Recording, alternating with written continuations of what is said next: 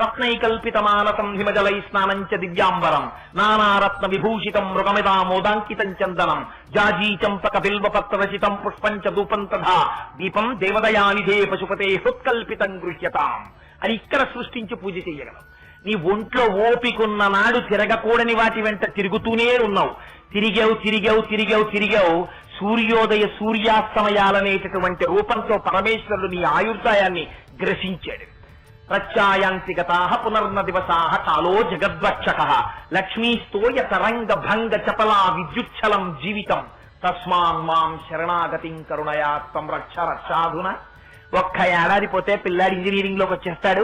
ఇంకొక 5 ఏళ్లు పోతే మా అబ్బాయికి నెలకి 40,000 జీతం వస్తుంది. ఇంకొక 7 ఏళ్లు పోతే నాకు మనవడు వస్తాడు. అవన్నీ రావడం యథార్థం.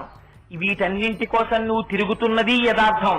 కానీ ఒక్కటి జ్ఞాపకం పెట్టుకో, నువ్వు తిరగడం, నీ కోరికలు తీరడం సూర్యోదయ సూర్యాస్తమయాలనేటటువంటి రోజుల లెక్కలో జరుగుతుంటే ఈ మెరుపుల వంటి ఐహికమైనటువంటి భోగముల కోసం నీ కళ్ళు నీ మనస్సు అలవాటు పడి నువ్వు తిరుగుతూ ఉండగా నీ శరీరము జర్జరీభూతమై ఒకనాడు ఎవ్వరికీ తెలియకుండా మృత్యువు కేవలము ఉచ్ఛ్వాస నిశ్వాసల మధ్యలో ఉంటుంది.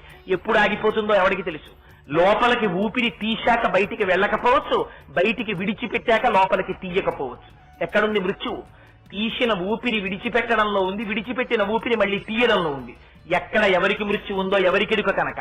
అందుకని దీపం ఉండగా ఇల్లు చక్క పెట్టుకోవు. ఈ తిరిగావు తీసుకొచ్చావు. ఇందులో ఒక్కటి నిన్నుద్ధరించగలిగిందిందా? అలాగని సంసారములు మానేయమని శంకరులు చెప్పారా? ఎప్పుడూ చెప్పలేదు. మూఢజహీహి ధనాగమ తృష్ణ విడిచిపెట్టన్నారంతే శంకరాచార్యులు వారు. ఇద్దుకురాలా తిరుగుతావు? డబ్బు అని తిరుగుతున్నావే, బాహ్య సౌఖ్యం కోసం తిరుగుతున్నావే, స్త్రీ సౌఖ్యం కోసం పరిగెడుతున్నావే. కాలం వెళ్ళిపోతోంది, నీకు ఓపిక అయిపోతోంది. నువ్వు ఎప్పుడు పరమేశ్వరుణ్ణి ప్రార్థిస్తావు? నువ్వు సంపాదించిందంతా నీ వెనకాతలు వచ్చేస్తుంది అనుకుంటున్నావా? నువ్వు నమ్ముకున్న వాళ్ళు నీ వెంట వస్తారనుకుంటున్నావా? కింవానేన ధనేన వాజికరిభి ప్రాప్తేన రాజ్యేన కింవా పుత్ర కలత్ర మిత్ర పశుభిర్దేహేన గేహేన కిం జ్ఞాతైతక్షణ భంగురం సపతిరోత్యాద్యం మనోదూరత స్వాత్మార్థం గురువాక్యతో భజ భజ శ్రీపార్వతీ వల్లభం. అన్నిటికన్నా అసలు సంఘం లేని డబ్బే. ఇంత కష్టపడి సంపాదించావు. పశుపక్షాది సమస్త జీవకోటిలో తనకి కావలసినంత సంపాదించిందే కాని తన తరువాతి తరానికి దాచేటటువంటి హీనమైన లక్షణమున్న జీవి ప్రపంచంలో మనిషి తప్పింకోలేడు. నువ్వు సంపాదించావు, తీసుకెళ్లావు, దాచావు. నీ సమయం అంతా సొమ్ముగా మారింది. ఆ సొమ్ము కనీసం నీ ముందు నోట్లగా కూడా లేదు. బ్యాంకు పాస్ పుస్తకంలో అంకెల రూపంలో నీ బీరువాలో చీకట్లో మగ్గుతోంది. నీ శరీరం పడిపోయింది. ఒకనాడు పడిపోయిన నాడు వెదురు కర్రలు కొని తేవడానికి, తాడు కొని తేవడానికి, గడ్డి కొనడానికి, ఆ తరువాత నీ మీద కప్పేటటువంటి తెల్లబట్ట కొనడానికి కూడా ఆ డబ్బు రూపాయల వెంట కన్నీటి బిందువులేం మొలకవు. ఆ డబ్బు సంతోషంగా వచ్చి తీసుకొస్తుంది అవన్నీ. కింవానేన ధనేన అయ్యో ఇంత కష్టపడి సంపాదించాడండి. ఓసారి వచ్చి ఆ నోట్ల కట్ల కళ్ళ నుండి ఏమైనా తిరుగుతాయా? ఏహి కనపడవు, అక్కడే ఉంటాయి. వాజికరిభి నువ్వు సంపాదించిన వాహనాల్లో ఇంత కష్టపడి కారు కొన్నావు, ఇంత కష్టపడి ఏసీ చేసావు, అయితే ఇవేవి వదిలేయమని శంకరులు చెప్పలేదు. వాటి ఎందుకు వ్యామోహం వదిలేసేయన్నారు. ఆఖరికి నీ శరీరాన్ని తీసుకెళ్లే నాడు కొత్త కర్రలు తేవడానికి కూడా కారు అంత సంతోషంగానూ పెడుతుంది. అంతేగాని కార్పొరేటర్లోంచి నీళ్లు కారిపోయేలాగా అయ్యో నా యజమాని పోయాడని అదేం బాధ పెట్టుకోదు. ఇల్లు అసలు కదిలి రాదు. భార్య కేవలం గుమ్మం వరకు, కొడుకు రుద్రభూమి వరకు. నీదని నువ్వు ఇలా చూపించినటువంటి నీ శరీరం కల్లరి బొమ్మయవు కాయంబులల్లా అద్దె కొంపల బోలు ఆలోకమల్లా అని తను పెంచు దొంగలవు తనయులనొల్లా ఎందుకీ భాగ్యంబులెందుకీ మురుపు ముందు చావుండంగ మురియంగనగుని. అందుకని వచ్చేస్తోంది ప్రళయం, ముంచుకొచ్చేస్తోంది. అందుకని నీకు వెర్రి తగ్గేది ఎప్పుడో తెలుసా?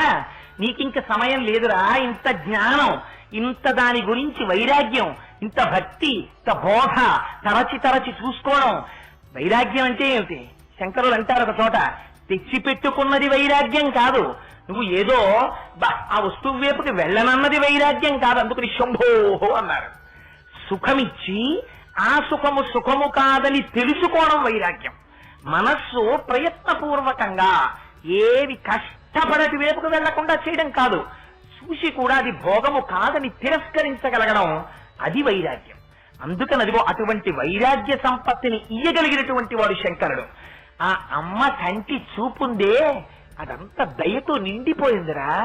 ఒక్కసారి అమ్మ వంక ఇలా చూసి నమస్కారం చేశావా, ఆ అమ్మ నీ వంక దయతో చూడడానికి సిద్ధంగా ఉంది.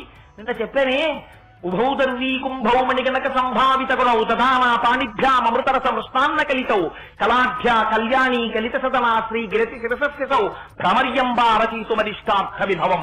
నీ కోరిక తీర్చడానికి మణిగణకచితమైన తెడ్డు పట్టుకుని సిద్ధంగా ఉందమ్మా. కేవలం తన కంటి చూపుతో పోషించేస్తుంది, నీ అజ్ఞానాన్ని విరిచేస్తుంది. ఏమిటి విరిచేయడానికి?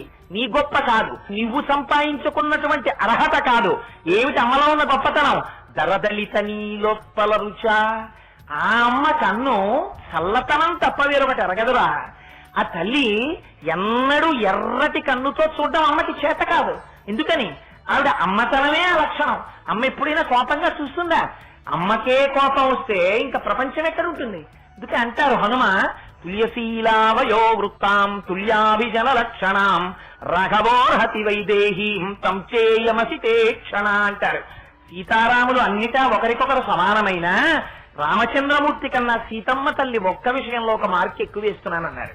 ఇందులో మా అమ్మ కన్నులకు అసలు ఎరుపన్నది తెలియదు. మా అమ్మ కన్నులు ఎప్పుడూ నలుపే.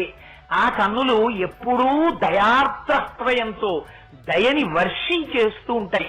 అందుకని నీటి బిందువులు పడినటువంటి రేకులు కలిగినటువంటి నీలి కమలములో వచ్చేటటువంటి చల్లని కాంతి కంటికి ఎంతటి ఉపశమనాన్ని ఇచ్చి సేద తీర్చగలుగుతుందో, అలా లౌకికమైనటువంటి వ్యవహారములందు సంసారమునందు తిరిగి తిరిగి తప్తమైపోయి సంసారం అనేటటువంటి వేడిలో కొట్టుకుని ఇరుక్కుపోయి చీకాకు పడిపోతున్నటువంటి నిన్ను ఉద్ధరించి నీకు చల్లతనాన్ని ఉపశమనాన్ని ఇచ్చి తన పాదముల వైపు తిప్పుకోగలిగినటువంటి అపార నిర్హేతుక కరుణా కటాక్ష వీక్షణములు కలిగినటువంటి దృష్టి ఆ అమ్మ కన్నుల యొక్క సొత్తు. అందుకని దృశాద్రాహీయస్య తరదలిత నీలోత్పల రుచ. అమ్మా, ఇంత దూరం నువ్వు చూడగలవు కదా, విశ్వమంతటిని దాటి నీ చూపులు వెళ్ళిపోతాయే. ఎందుకు వెళ్ళిపోతాయి? నువ్వు అమ్మవి కనుక. మమ్మల్ని అందరినీ నువ్వు చూసుకోవడం నీ ధర్మం కనుక.